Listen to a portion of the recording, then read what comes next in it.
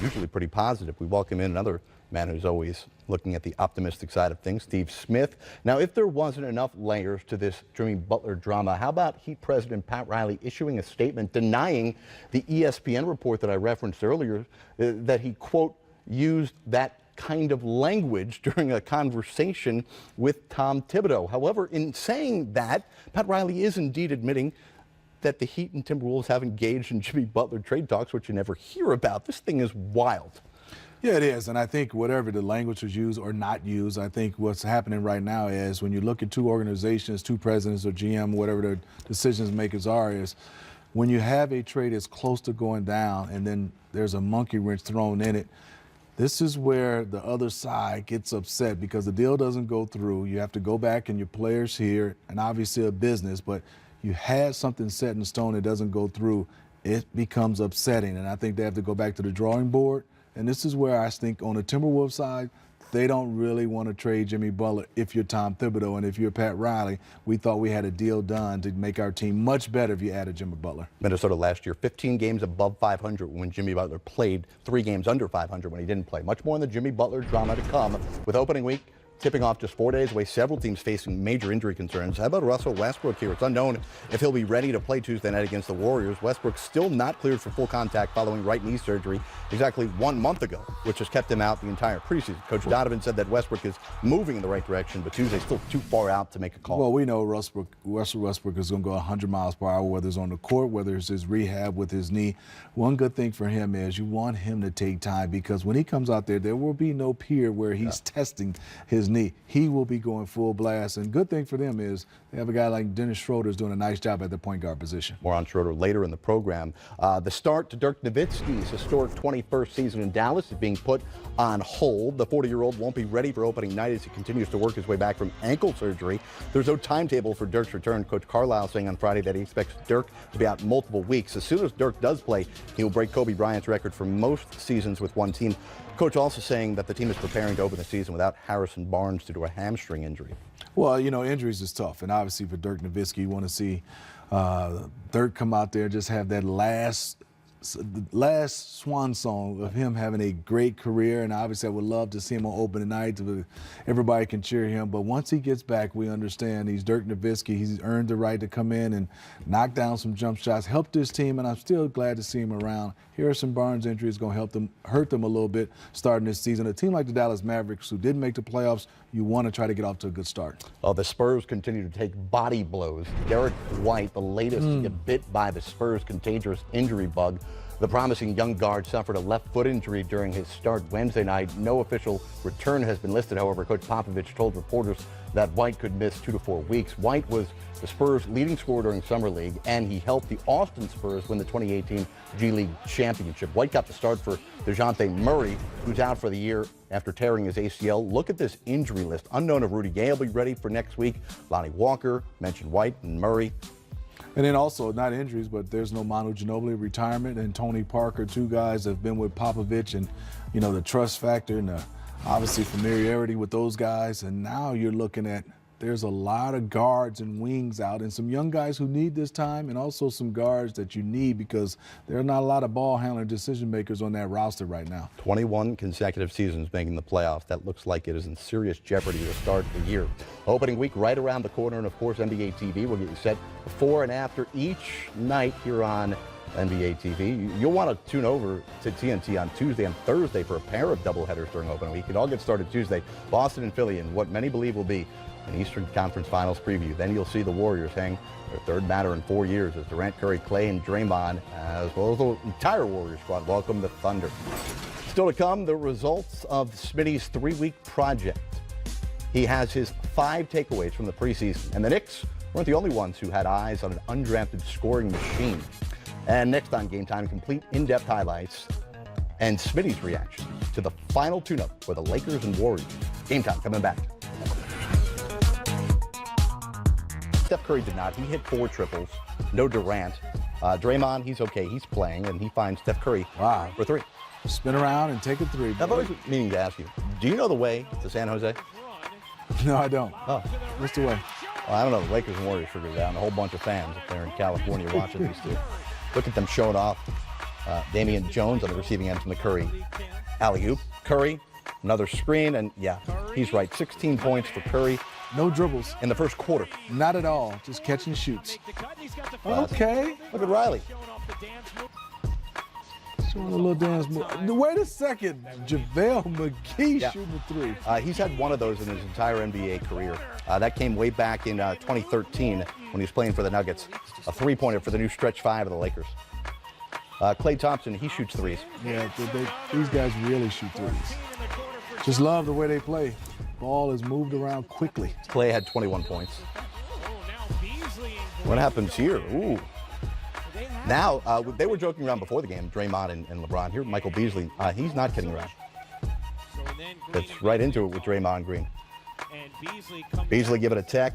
Moments later, Beasley walks back.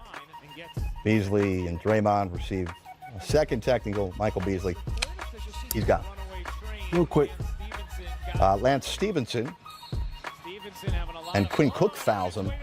Now, Steve Kerr has said he is excited for the energy in the gym when these two get together 4 times a year. This is starting here in San Jose. Yeah, it is. You can see Cook not backing down, and Lance is early to the showers. Right, and again, these Lakers team, and Riley's still getting it in. Yeah. Extra points for the Warriors on that one.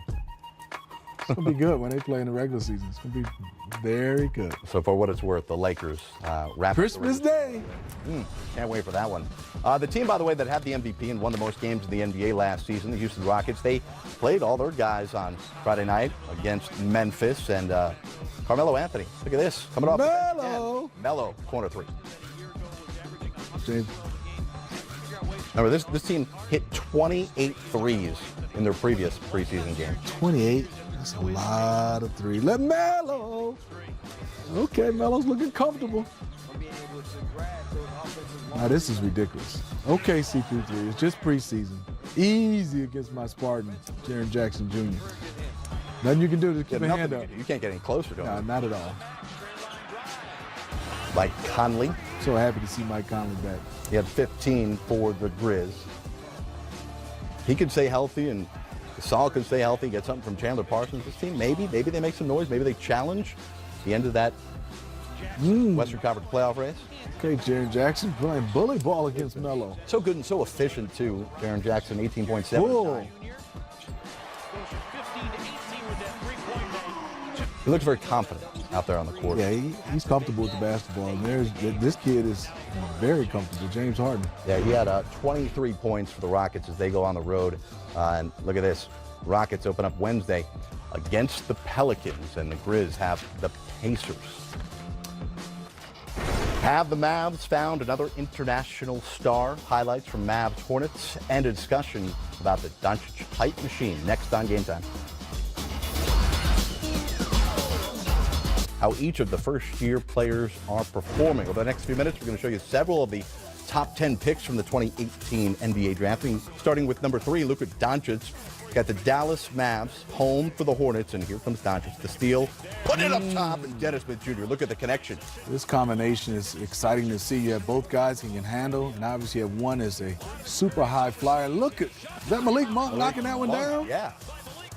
Guy who certainly wants more playing time this year. And by the way, watching Malik Monk some Monks in Dallas. Okay. Coincidence? I think not. More from Monk, the crossover. And then Willie Hernandez-Gomez, the layup. They're expecting big things out of him, the former New York Knickerbocker. Monk had 8 points and 5 assists. Okay, Doncic with a nice step back. Pretty good move. It's not quick, but he's deceptive and he has some skills. Right. Separation, that's all you need, no matter how you get it. But you know he can play make, but creating for himself, right, as well, that's going to be watched. Defenders much better here than over in Europe. Nice move, nice cut. He's showing a little athleticism. Now back to Charlotte here. Oh, but Doncic, the steal. Turns it into some offense. Worried about his defense too, right? So far, so good. So far, so good. He's comfortable. You can see right here. Great feel, great vision. Looked the defensive off with his eyes, and then it made a perfect pass. By the way, DeAndre Jordan asked on Friday night what he brings to the Mavs that they were missing. A sense of style, fashion. Charlotte got it going a bit. Miles Bridges, It's a nice three. We get comfortable, Sparty. 13 points, 7 rebounds for him. Charlotte goes on the road to win, but the story here is the performance of Luka Doncic, who, after committing 4 turnovers in each of his first 3 preseason games, Doncic just 1 miscue in 31 minutes on Friday.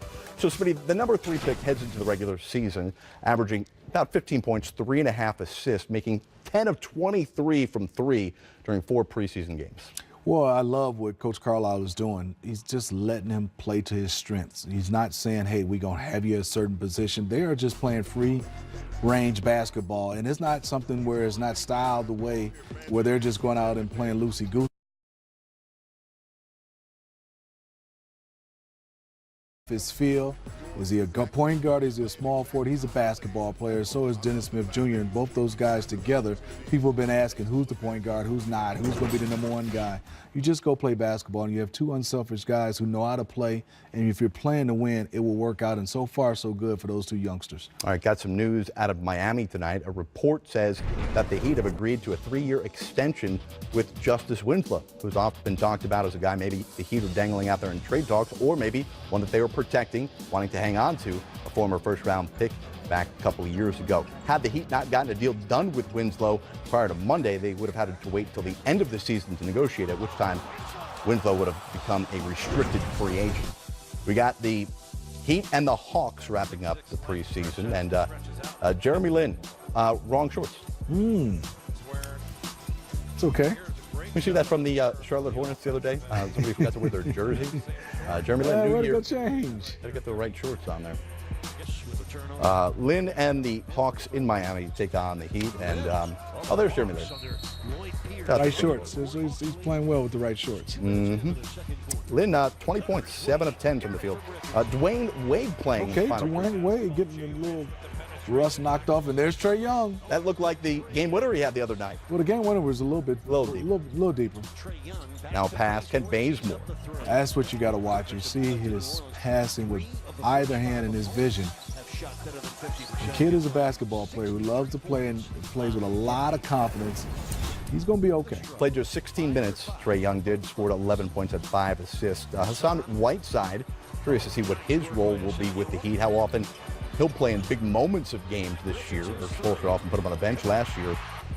Josh Richardson, he's also been one that many believe Minnesota wants back in return as part of the package for Jimmy Butler. Richardson, 24 points. Yeah, so he can do it on both ends. You can see his scoring is up, being able to knock down shots. He plays extremely hard on the defensive end. He's a nightmare, so the Heat are looking to reap the rewards from having his young guys. Look where we're going to. Sparty, the Breslin. The house I built. That's right, and Blake Griffin trying to tear it down there. Watch the rims. They're expensive. Easy, Blake. Got Detroit taking on Cleveland, where the East apparently runs through. Was that Channing Frye? That okay, is Channing with the left. Put it on the highlight reel for the year. Blake Griffin. Nice move. Look at this guy. He can score. We know that. Dwayne Casey wants him to be a passer, wants him to be a facilitator, a guy that can get the ball and do a whole lot with it. Blake, 11 of 17 from the field, 29 points. Ooh, he is going at the front line of the Cavs. Are you okay if Blake leads the team in assists rather than a Reggie Jackson? No, I mean, I like him being able to pass, but I think ultimately you got to have a Reggie Jackson leading this team in assists, you know, because Reggie Jackson's guy's going to have his hands with the basketball, should be more than Blake. All right, that was Andre Drummond from Stanley Johnson. Drummond, 21 points, 15 rebounds. We also saw a highlight there from Colin Sexton for the Cavs, the 8th pick in the draft. Sexton had 8 points on 4 of 10 shooting for Cleveland. Spurs and Magic, and another high draft pick. We've got Mo Bamba in action for the Orlando Magic, taking on the Spurs. And Mo, got the Bamba there. That was too easy. Okay. Not a lot of defense right now from the Spurs in this preseason game. And where's the offense coming from?